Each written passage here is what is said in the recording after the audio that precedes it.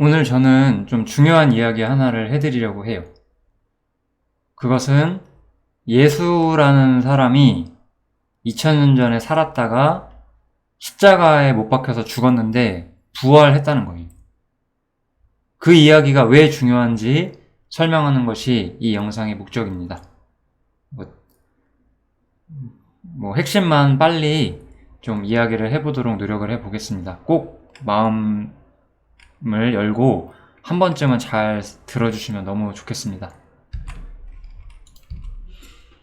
우리 주변에는 종교인들이 많이 있어요. 그래서 제가 그런 얘기를 먼저 해볼 거고요. 그 다음에 예수가 실존 인물이라는 것과 그의 부활이 사실이라는 얘기를 제가 두 번째로 해볼게요. 그 다음에 예수가 부활한 것과 나는 무슨 상관이 있느냐, 이 이야기를 하는 것이 오늘 제가 이야기할 주제입니다. 우리 주변에는 기독교를 믿는 사람도 있고 다른 종교를 믿는 사람도 있지만 여러 종교인들이 있어요. 이런 종교인들은 여기 나오는 크게 세 가지를 종류를 제가 많이 본 것 같아요. 특별한 신념이나 사상을 가지고 사는 사람들, 사회를 이롭게 한다든지 세상을 아름답게 만들고자 하는, 전쟁을 없애자, 이런 느낌이죠. 그리고 이제 자신이나 가족, 그리고 사랑하는 이웃들의 행복과 안녕을 기도하는 사람들도 있을 거예요. 우리 자식 잘 되게 해주세요. 우리 가족들 오래오래 건강하게 살게 해주세요. 이런 기도를 하는 그런 사람들도 있죠. 그 다음에 어떤 초자연적인 체험을 하고 싶어 하고, 기도를 해서 하늘과 연결되는 그런 체험을 찾는 사람들도 있어요. 이런 것들은 진짜 우리가 알아야 되는 기독교의 모습은 아니에요. 그렇기 때문에 제가 예수의 부활을 말씀을 드리고 싶은 거예요. 사람들이 기독교라고 부르는 종교는 사실 아주 단순해요. 예수의 부활을 전하는 종교예요. 아무것도 다른 것들을 말하는 것이 아니라 예수의 부활을 전하는 종교예요. 그래서 여기 성경에 있는 성경 두 개를 써놨는데요. 고린도전서 15장하고 사도행전 2장을 써놨는데 한번 읽어보시면, 그리스도께서 만일 다시 살지 못하셨으면 우리가 전파하는 것도 헛것이고 너희의 믿음도 헛것이다, 이렇게 말을 해요. 어떤 사람이 열심히 교회를 다녀요. 그런데 예수님께서 부활한 게 사실이 아니라면 아무 소용이 없다, 그 말이잖아요. 그러면 이제 한번 우리는 생각해 봐야 돼요. 어떤 사람이 죽은 지 3일 후에 부활해서 하늘에 올라갔는데 그 엄청난 사실, 과학적으로 우리 인간의 상식으로 이해할 수 없는 사실을 우리가 어떻게 받아들여야 될까요? 그것을 믿는 것이 바로 기독교라는 것을 믿는 거예요. 두 번째 성경에는 이 예수를 하나님이 살리신지라, 하나님께서 예수를 살리시는 것을 이 사람들이 봤어요. 그래서 우리가 다 이 일의 증인이로다, 이렇게 말을 하고 있는 거예요. 예수를 하나님이 살리시는 걸 봤대요. 그래서 예수가 죽었는데 다시 살아나는 걸 봤고 자신들이 본 것을 전하는 것, 이것이 바로 기독교라는 거예요. 그래서 예수의 부활을 전하는 것. 그래서 그럼 우리가 고민해야 되는 건 이거예요. 아니, 예수가 정말 부활한 게 맞아? 저 사람들이 거짓말하는 거 아니야? 기독교인들이 헛소리하는 거 아니야? 그렇지 않기 때문에 우리가 이 문제를 같이 생각을 해봐야 되는 거예요.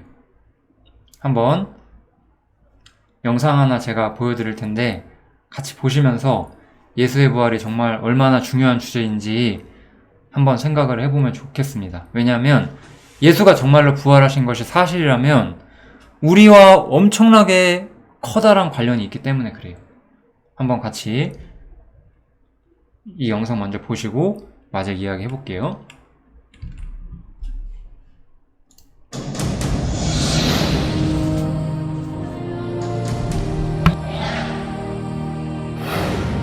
예수의 부활은 역사적 사실일까요? 사람이 어떻게 죽었다가 다시 살아날 수 있을까요? 예수의 부활을 역사적 사실로 여기는 기독교의 신앙은 단지 종교적 신념에 불과한 것일까요? 생애 말년에 유신론자가 된 영국의 철학자 앤터니 플루. 예수의 부활에 관한 증거는 다른 어떤 종교에서 주장하는 기적의 증거보다 월등하며 양적으로나 질적으로 비교가 안 될 정도로 다르다. 무신론자의 마음까지 움직이게 했던 증거. 현대인들이 납득할 만한 예수 부활의 증거는 과연 무엇일까요?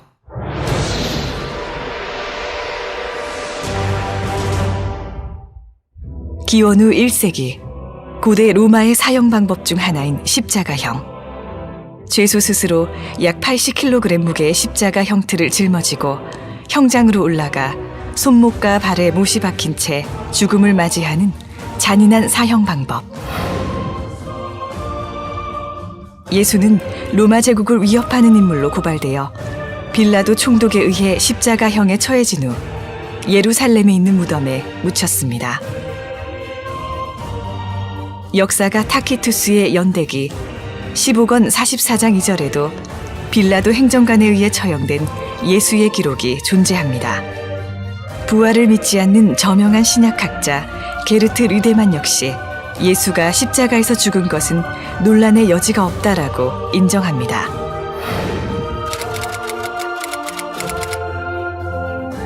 당시 처형해야 할 죄수가 도망가거나 살아난다면 이를 담당한 군인은 대신 죽어야 했기에 불가능한 일입니다.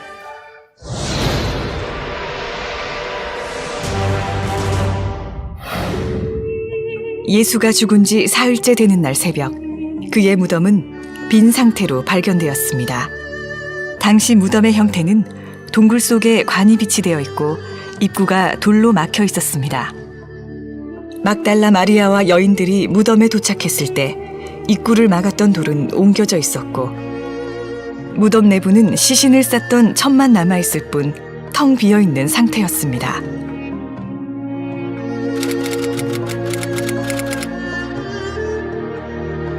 로마 병사들이 예수의 무덤을 지키고 있었기 때문에 시신을 훔쳐가는 것은 불가능했습니다. 유대인들은 시신을 중요시했기 때문에 유대인들이 스승의 시신을 훔쳤다는 주장도 설득력이 약합니다. 만약 거짓 소문이 퍼지도록 바랬다면 빈 무덤을 처음 발견한 이가 여자라고 기록하지 않았을 것입니다. 유대 사회에서 여자의 사회적 지위는 굉장히 낮았으며 여자의 말은 믿을 수 없는 것으로 치부되었기 때문입니다. 저명한 종교 철학자이자 변증가 게리 하버마스. 예수의 빈 무덤에 대해 씌어진 2200여 개의 문헌을 조사한 결과 75%의 학자가 예수의 빈 무덤을 역사적 사실로 받아들인다고 주장하였습니다.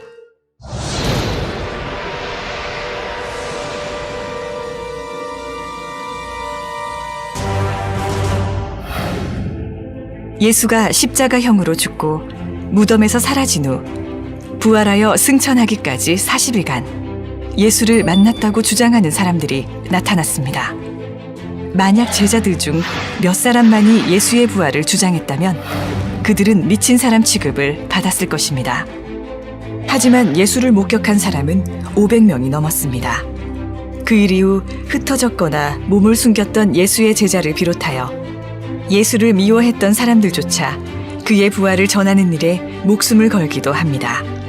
그 결과 교회가 출현하게 되었고 불과 20-30년 안에 기독교는 폭발적인 부흥을 맞이합니다. 로마를 비롯한 광범위한 지역에서 수많은 사람들이 예수를 하나님의 아들로 믿게 되었습니다. 이것은 다수의 학자가 인정하는 역사적 사실입니다. 하나의 역사적 사건이 입에서 입으로 전해져 전설의 경향성을 보이는데 두 세대는 너무나 짧은 기간이라고 합니다. 그러나 신약 성경은 예수의 죽음과 부활 후 18년에서 60년 사이에 기록되었습니다. 신화가 발생될 시간적 여유가 없었으며 60년 이내에 벌어졌던 실제 사건이 그대로 기록되었다고 봐야 할 것입니다. AD 30년경 로마 제국의 통치하에 있던 작은 나라에서 반역자로 처형당한 예수는 죽음 후 많은 이들에게 부활한 모습으로 목격되었고 그를 믿지 않던 이들조차 예수가 하나님의 아들임을 믿게 되었습니다. 예수의 부활은 실제 일어났던 역사적 사건입니다. 이제 여러분이 부활한 예수를 만날 차례입니다. 이 영상 보셨으면 그 예수의 부활의 증거가 굉장히 많다라는 설명을 좀 하고 있죠. 예수가 부활했다는 증거는 압도적으로 양이 엄청나게 많습니다. 엄청나게 많은데 제가 그거를 다 여기다가 나열하려고 하는 건 아니에요. 이 문제에 대해서 나는 더 많은 자료가 필요하고 증거가 필요하다. 그러면 제가 추가적인 자료나 영상들을 더 드릴 수 있을 것 같습니다. 아무튼 일단은 이제 마저 이야기를 해보겠습니다. 예수의 부활은 역사의 기록으로서 압도적으로 양이 많아요. 첫 번째로. 그리고 분명한 실존 인물로서 죽어서 무덤에 묻히셨어요. 그리고 사흘 후에 예수의 무덤이 비어 있게 되었고 부활을 목격한 수많은 증인들이 있었고 그들이 예수의 부활을 증언했고 예수가 정말로 부활했다라고 선언했고 그것 때문에 반대를 받아도 목숨조차 아끼지 않았다는 거예요. 정말로 부활하지 않았다면 거짓말이라면 그렇게 말하지 못했을 거예요. 아까 그 영상에서도 그렇게 말을 했죠. 로마에서는 이 사건이 있었던 로마에서는 예수의 부활이 가짜라고 말하고 싶어 했을 거예요. 그런데 왜 끝까지 가짜라고 말하지 못했을까요? 예수의 시체를 못 찾았어요. 만약에 이것이 가짜라면 예수의 시체를 찾아서 예수의 시체를 보여줬으면 그냥 끝나버리는 거잖아요. 쟤들은 그냥 미친 소리 하는 애들이구나. 이렇게 끝났을 거예요. 그런데 로마는 예수의 시체를 끝까지 찾지 못했죠. 그리고 제자들이 만약에 예수의 시체를 몰래 빼돌렸다면 제자들이 그렇게 목숨 바쳐서 예수의 부활을 증명할 수 있었을까요? 그리고 예수가 부활했다는 것을 목격한 사람은 한두 사람이 아니었어요. 아까도 나왔죠? 마지막에 500여 형제에게 보였다라고 말씀하시잖아요. 예수님께서는 대략 600명 정도의 사람에게 자기가 죽으시고 부활했다는 것을 보여주셨어요. 그리고 그것을 이야기하고 그것이 그 이스라엘과 지금의 터키 지역이거든요. 시리아 지역. 그 지역에 그 이야기가 폭발적으로 퍼져나가게 되었고 시간이 오래돼서 생긴 것이 아니기 때문에 신화나 전설처럼 만들어질 시간이 없이 그대로 전파가 됐다는 거예요. 우리는 예수의 부활을 처음 목격한 사람들과 그것을 증언했던 사람들을 그 이야기를 들으면서 믿음을 갖게 되는 거예요. 저 역시 사람의 말을 잘 믿는 성격도 아니고 이런 문제들을 깐깐하게 살피는 성격이었거든요. 어렸을 때. 제가 24살 정도에 하나님을 믿었어요. 그때 저도 성경이 과연 맞는 말인지 여러모로 많이 찾았고 결국은 하나님 말씀이 이 성경이 진리다라고 인정하게 되었습니다. 예수가 부활한 것은 분명한 사실이고 역사적으로 이것은 분명한 사실이라고 말할 수가 있습니다. 과학적으로, 의학적으로, 상식적으로는 이해가 되지 않죠. 그치만 분명한 사건으로서 있는 거잖아요. 우리는 예를 들어서 어떠한 병자가 병원에서는 이 사람은 이제 3개월밖에 못 삽니다라고 말했는데 기적적으로 나와서 10년, 20년 더 사는 경우도 있잖아요. 그러면 우리는 그거 안 믿어요? 그거 믿을 수 있잖아요. 왜냐면 사실이니까. 과학과 의학과 상식이 이해하지 못하는 세계도 우리 세상에 너무나 많잖아요. 예수의 부활은 굉장히 충격적인 이야기지만 분명히 있었던 일이다라고 분명히 말씀드릴 수가 있습니다. 그러면 사람들이 이제 성경에 대한 이야기를 해봐야 되는데 나는 성경의 너무 양이 많은데 그걸 어떻게 다 보고 믿을 수가 있어. 성경 너무 어려워. 이런 말 하실 수도 있잖아요. 그런데 성경을 다 알아야 믿는 게 아니에요. 제가 오늘 말씀드리는 것처럼 예수의 부활을 목격한 증인들이 예수가 부활했다라고 전하는 거고 그 예수의 부활이 나와 무슨 상관이 있는지만 믿으시면 되는 거예요. 그 이후에 성경을 공부하시면서 아, 내가 믿은 것이 이렇게 확실하구나.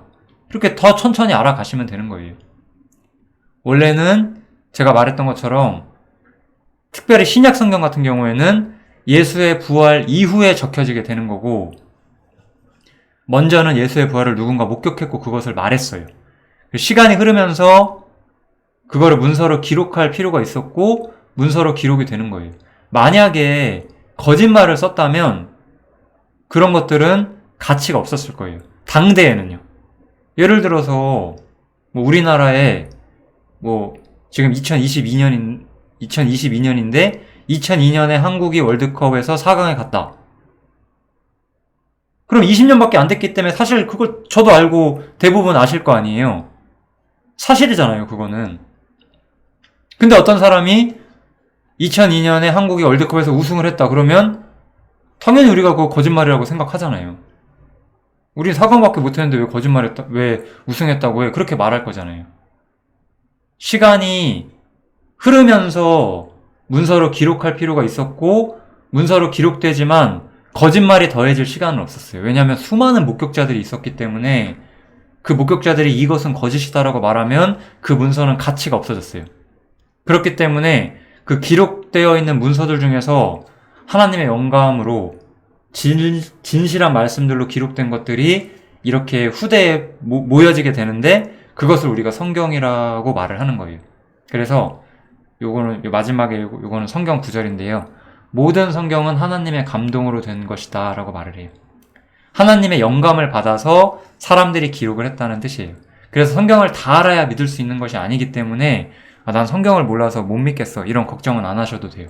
예수의 부활을 믿고 그것이 나와 무슨 상관이 있는지만 아시면 되는 거예요. 그리고 예수의 부활은 내가 안 믿어지는데 믿으려고 노력하시는 것도 아니고 사실이기 때문에 받아들이는 문제에 가까워요. 그래서 이 성경이라는 것은 구약 성경과 신약 성경이라는 게 있어요. 그냥 단순하게 말해서 구약 성경은 예수의 죽음과 부활을 미리 예언한 책이에요. 예수님의 부활은 그 자체로 기적인데 성경에서는 또 하나 무엇을 말하고 있냐면 예수님께서 태어나시고 죽으시고 부활할 것이 미리 예언되어 있었다는 거예요.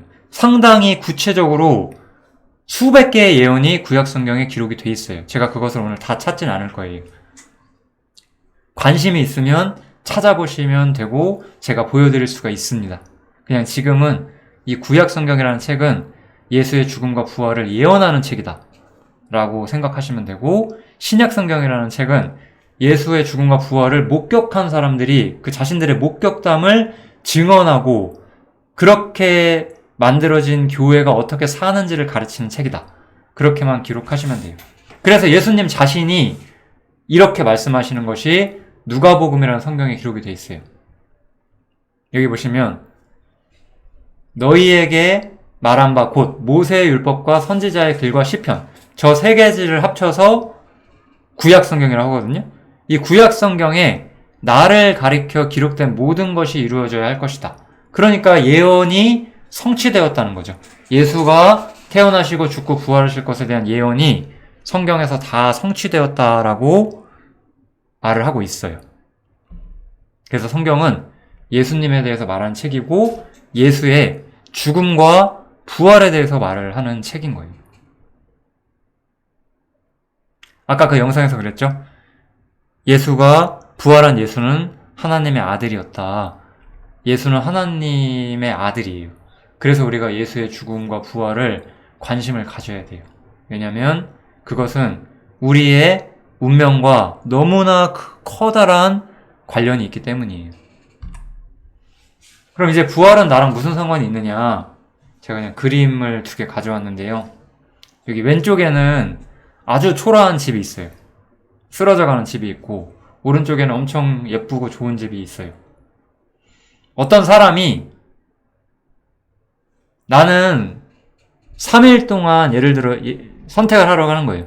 3일 동안 저 후진 집에서 살고 10년 동안 저 넓은 집에서 살 거냐, 아니면 3일 동안 저 좋은 집에서 살고 남은 10년 동안은 저 후진 집에서 살 거냐?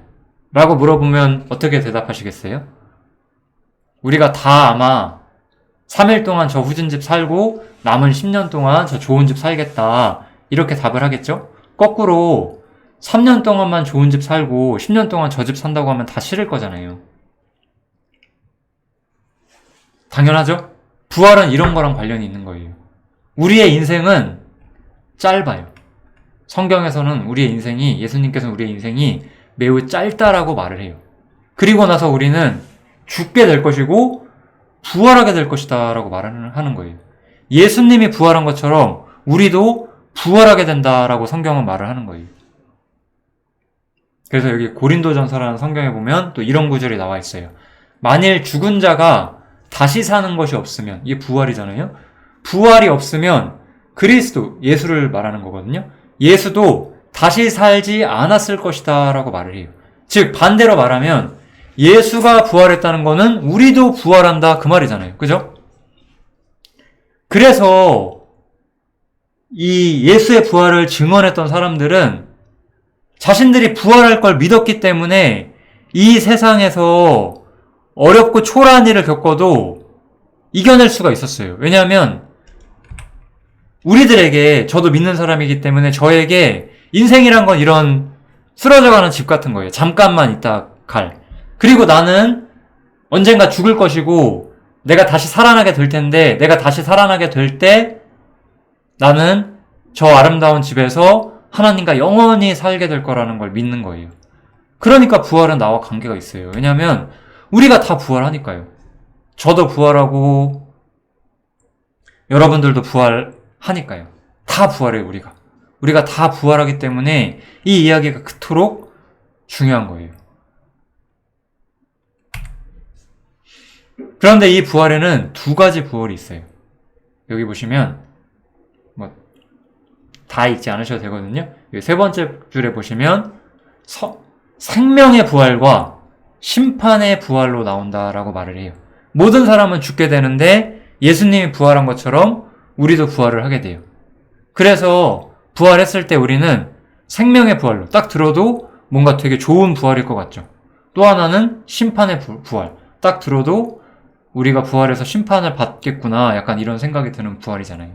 그래서 이렇게 두 가지 부활이 있어요. 생명의 부활은 어떻게 나오냐면 여기 보시면 하나님의 장막이 사람들과 함께 있음에 하나님이 저희와 함께 거하시리니 저희는 하나님의 백성이 되고 하나님은 친히 저희와 함께 계셔서 모든 눈물을 그 눈에서 씻기심에, 슬픔이 없는 날이에요. 우리가 인생 살면서 울고 슬퍼하고 고통스러워했던 그 모든 슬픔이 씻기는 날이고, 다시는 죽음이 없고 사망이 없고 애통도 없고 곡하는 것도 없고 아픈 것도 없는 완전한 세계 속으로 우리가 들어가는 게 바로 사실 생명의 부활인 거죠. 예수를 믿는 사람은 이 부활에 들어가게 되는 거예요.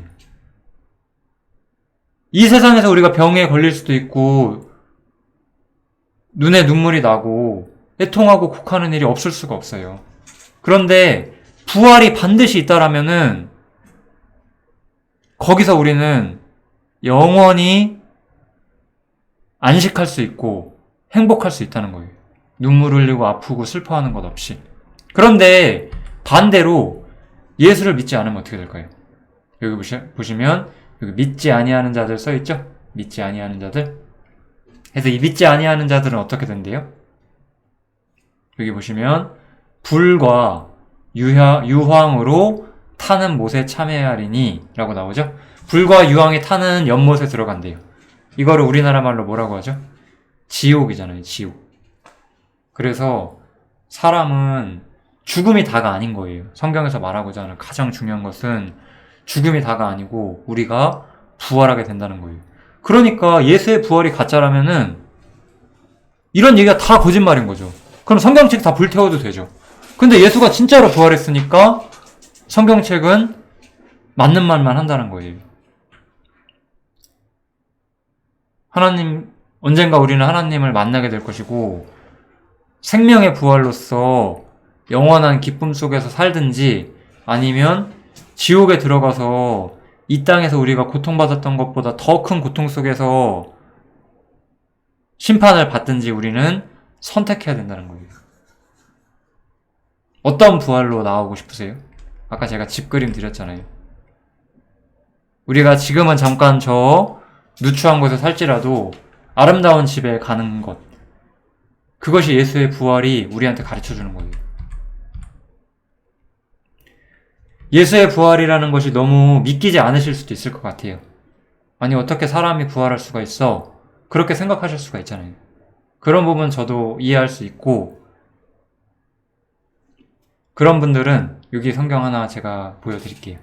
베레아라는 지역에 사는 사람들은 데살로니가 지역에 사는 사람들보다 더 신사적이었대요. 그러니까 여기서 신사적인 건 어떤 느낌이냐면 간절한 마음으로 말씀을 받고 이것이 그러한지 날마다 성경을 상고해 봤대요. 생각해 봤다는 뜻이죠. 그러니까 예수가 부활했다는 얘기를 듣고 나서 뭐야, 헛소리 하지 마. 그런 게 어딨어. 그냥 이렇게 그냥 무조건 배척한 것이 아니라 저 사람들이 하는 말이 진짜일까? 왜 저 사람들은 저렇게까지 예수의 부활이 진짜라고 말을 하지? 하고 신사적으로 무슨 말 하는지 잘 생각해 봤다는 거예요. 이렇게 신사적인 사람은 믿음을 가지게 되는 경우가 많이 있습니다. 그래서 부활은 말도 안 돼. 그냥 이렇게만 생각하지 마시고 정말 우리 앞에 있는 역사고 또 우리의 사후에 우리가 부활하게 될 거기 때문에 꼭 한번 이 예수의 부활이 진실이고 우리가 하나님을 만나야 된다는 것을 깊이 생각하시기를 바라겠습니다. 여기서 마치겠습니다. 감사합니다.